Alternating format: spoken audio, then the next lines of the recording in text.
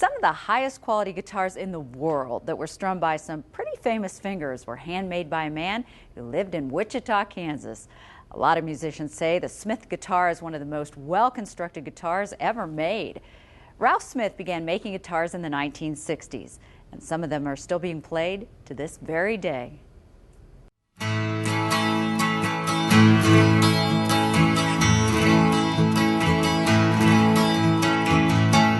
This is the sound of a Smith guitar. What was your dad like? Perfectionist. He was not one that you wanted to tell him he couldn't do something. That's what kind of got him into a lot of stuff. There's no doubt about it. When Doug Smith's dad, Ralph, or as the family called him, Gilbert, decided to build something, he really built it from scratch. Started out building two-cycle racing engines.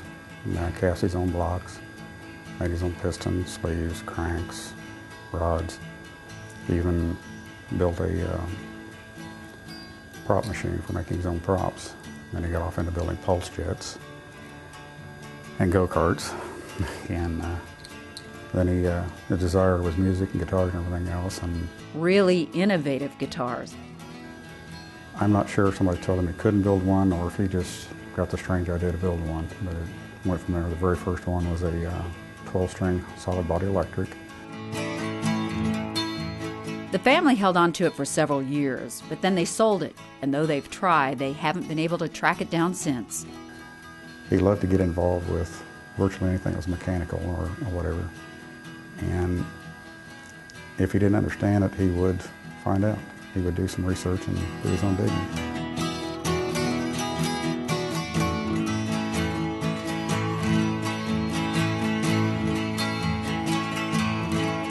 Smith's guitars were so impressive that they began to attract a lot of attention. Word spread as far as Nashville. Because what got Joe Mayfield's attention was the 18-string guitar, and that was the thing that he came in town to see.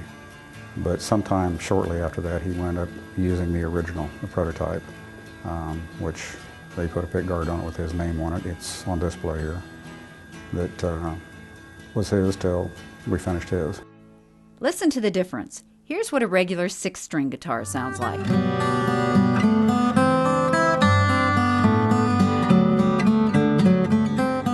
This is what a Smith 18-string sounds like.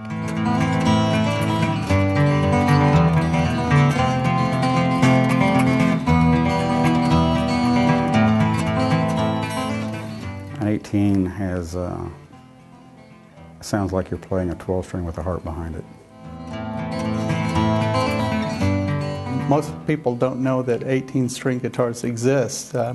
They sort of end at 12 typically. The first 18-string Smith built was back in 1967.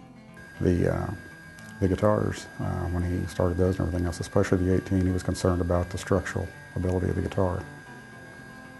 After he built the first one and everything else, or actually prior to building the first one, he talked to a structural engineer from Boeing at that time.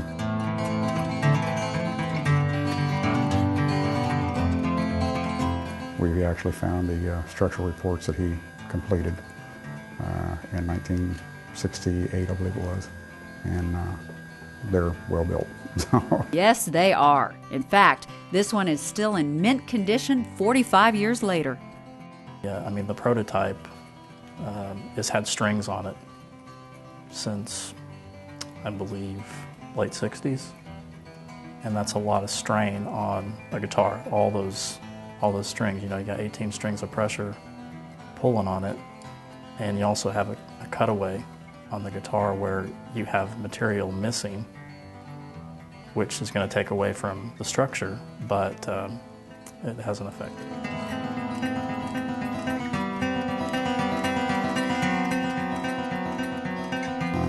Once you hear an 18, you're able to pick it out of any song that's used in. So, no doubt about it. Smith only built 11 of them, including the prototype. A gentleman from WSU in the music department several years ago, after a lot of research, claimed that there's 86 different tunings for the 18. The Mayfis family actually became close friends and spent a lot of time here at the Smiths' house in Wichita. Joe Maphis wasn't the only famous person to pick up a Smith guitar. Gordon Terry played one too. Smith's 18-string guitar uses 6 courses, or sets of 3 strings, which are played and tuned like a standard 6-string guitar. They're very novel, not just for the 18 strings, but also the way the neck attaches to the body is very innovative. Smith's son Doug says Smith guitars are easily recognizable. The main thing that you'll notice on the Smith guitars is the cutaway. Dad had a patent on a full relief neck that you could actually play all 24 frets that were on the fingerboard. The cutaway, being a fairly sharp point, is very identifiable. It actually has a thumb relief on the back side of the neck. That was something he had a patent on for a while. Which basically, if you can get all the way up into here if you want to play all the way up to the 24. Most people don't play that high, but it's available. It's something that's there if you want it. And the 18 string sort of propelled them into legendary status too. No one really built 18s before or since, with very few exceptions. What's amazing is that these guitars actually are very playable after 30, 40 years of existence. So it's amazing they're playable in the first place. This one is being assembled with zebra sides and back, everything else. It is on a design that Dad came up with himself. He always felt that if you want a Gibson, you buy a Gibson. If you want a Martin, you buy a Martin. So he came up with his own design. He doesn't like copying anybody else's stuff. Not real fond of people copying his stuff. These are all original molds, original everything. How long do you usually take him from start to finish? We've been trying to find information on that, and the best I can tell, actual construction time at that time was around 30 to 36 hours. Actual construction time, sometimes more, depending on the type of materials, what was to be done with it. Smith spent a lot of time on the road with his job, so sometimes it would be months before a guitar was finished.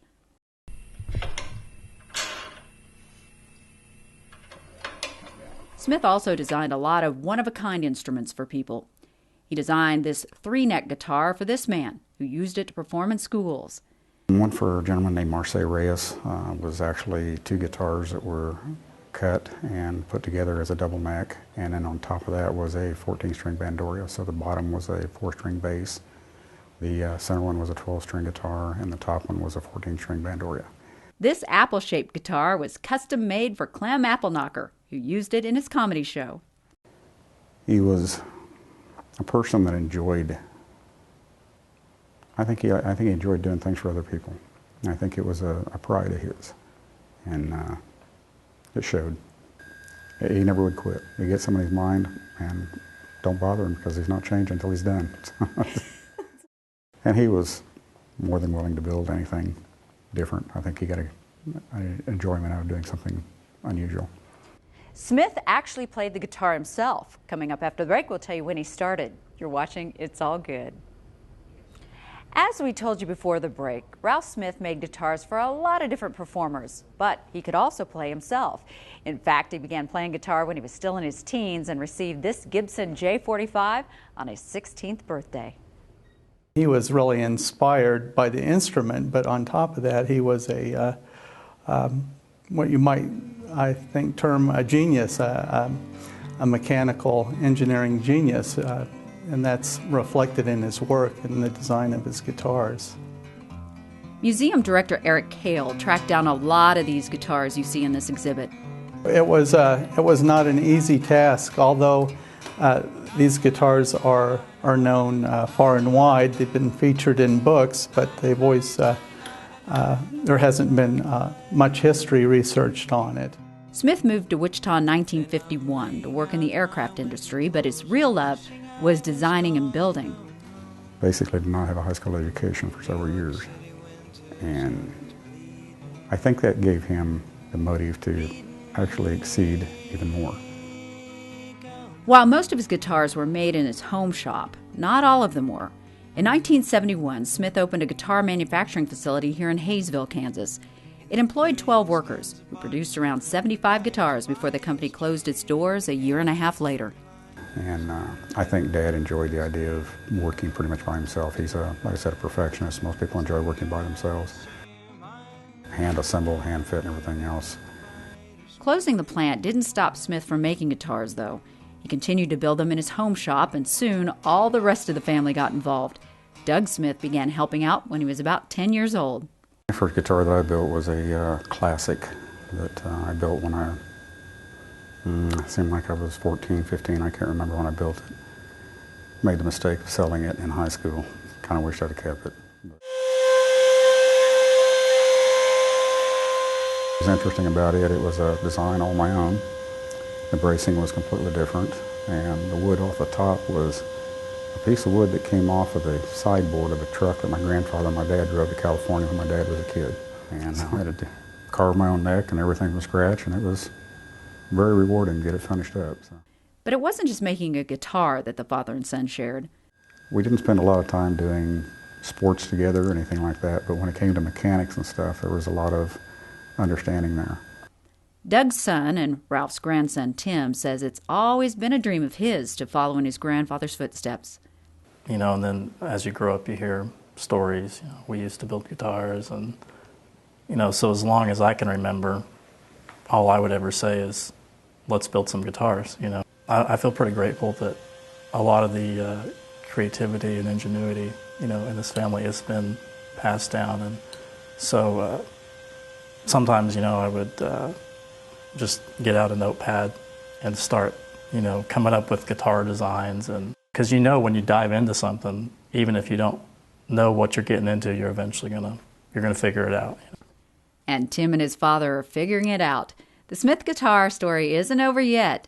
Doug and Tim are starting to make guitars again using Ralph's original patterns, tools, and materials. Every step of the way, we've kind of taken steps back and, you know, okay, what would be the best way to do this? If we were going to produce more, what would be the most efficient way to do this? Right now, they're in the process of putting Ralph's shop back together again. Basically, everything else with the liner, it starts out as a solid piece of material. We actually get materials we have and everything else are 1 inch thick by 6 inches wide by about 12 foot long, all out of spruce. We sometimes pick different grades depending on soft or a little harder wood depending on what we're looking for. These have all been cut by hand. Most of these were cut back in the late 60s, early 70s. Still have several of those left over. We might come across something in the shop for the guitars, and we don't know what it is. And it's kind of neat when you kind of look at stuff and you brainstorm and you kind of throw it around in your mind and, oh, I bet I know what that is. And sure enough, you know, you kind of feel like, you know, we all think a lot alike, and we can kind of reverse engineer something if we come across something that doesn't make any sense to us. We try to tear it down, you know, in our mind, and then, okay, well, why would he do this, or why was it done this way, you know, and then eventually I think I know, and then we test it and then find out, you know. Tim Smith has spent the past year making his first guitar. Well, when I did the pearl on this one, I wanted something that looked different. I didn't want it to look like, you know, something else that I'd seen.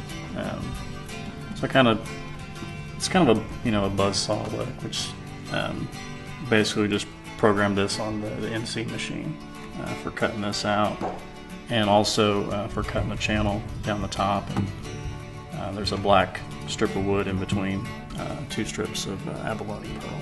How does it feel to know you're kind of carrying on a legacy? That's pretty neat. You know, it kind of is one of the things that can help drive you. It's just having you feel like, you know, you've got that, kind of got that behind you.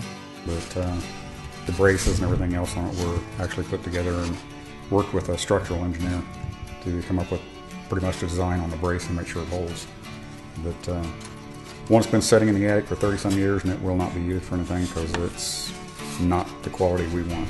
This is something that I've wanted to do since a kid. And if the business, you know, even if it never really went and got huge, I would still be happy.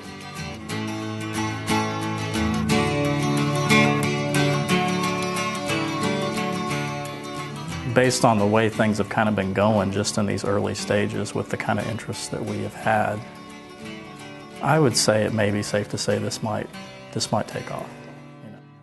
This next generation of guitar makers is making every effort to keep the legacy alive. And every step of the way, they're making sure they live up to Ralph's high standards. This whole family is a perfectionist family. So there was discussions over that. Is a nice way to put it.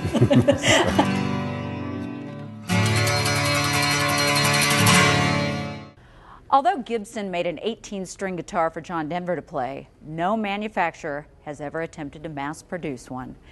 Coming up on It's All Good, we'll tell you where they make the best milkshakes in the state. Stay with us.